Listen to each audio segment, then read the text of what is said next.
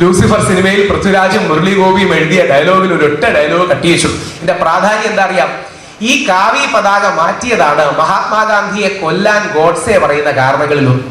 രണ്ടാമത്തെ പോയിന്റ്, ഈ രാഷ്ട്രീയ പ്രതലം മനസ്സിലാക്കിയാലേ, രാഷ്ട്രീയ സാമുദായിക പ്രതലങ്ങൾ മനസ്സിലാക്കിയാലേ നമുക്കിതിൽ കൺസെൻസസുകൾ നിർമ്മിക്കാൻ സാധിക്കും.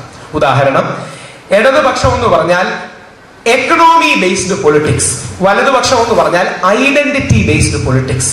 ഇടതുപക്ഷം എന്ന് പറഞ്ഞാൽ സാമ്പത്തിക അടിസ്ഥാനമാണ് എല്ലാത്തിനും ബേസ് എന്നുള്ള രാഷ്ട്രീയ വ്യാഖ്യാനങ്ങളാണ് ലെഫ്റ്റ് വിങ് എന്ന് പറയുന്നത്. വലതുപക്ഷം എന്ന് പറഞ്ഞാൽ സ്വത്വാധിഷ്ഠിതം, ഐഡന്റിറ്റി ബേസ്ഡ് പൊളിറ്റിക്സ് എന്ന രീതിയിലാണ്. ഇതിനെ ഫ്രഞ്ച് റവല്യൂഷനുമായിട്ടൊക്കെ കൂട്ടിക്കെട്ടുന്നവരുണ്ട്. പക്ഷെ കുറച്ചുകൂടെ ആഴത്തിൽ നമ്മൾ പഠിച്ചാൽ ഫിലോസഫിയിലെ, ഞാൻ ഫിലോസഫിയുടെ വിദ്യാർത്ഥിയാണ്, നേച്ചർ വേഴ്സസ് നർച്ചർ എന്ന് പറയുന്ന ആശയ ലോകത്തിലേക്കാണ് നിന്ന് വരുന്നത്. അതായത് ഒരു വ്യക്തി എത്രമാത്രം ജന്മന ഉള്ള കാര്യങ്ങളുണ്ട്, എത്രമാത്രം സമൂഹം അതിനെ സ്വാധീനിക്കും.